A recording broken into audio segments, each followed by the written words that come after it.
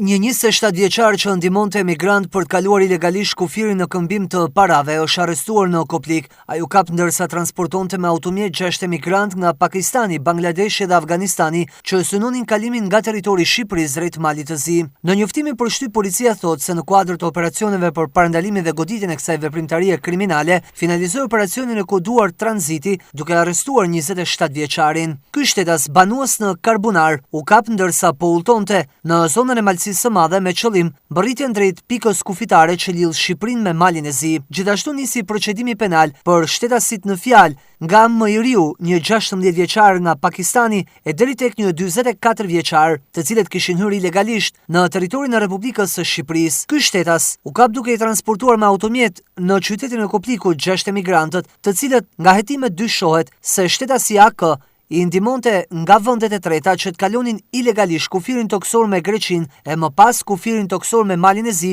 duke i transportuar me automjet kundrejt pagesës prej 650 euro për person. Vion puna hetimore për dokumentimin e plotë të kësaj veprimtarie kriminale, si dhe për identifikimin dhe kapjen e shtetasve të tjerë që mund të jenë të përfshirë në këtë veprimtari. Materialet procedurale i kanë kaluar prokurisë së Shkodrës për veprimet mëtejshme.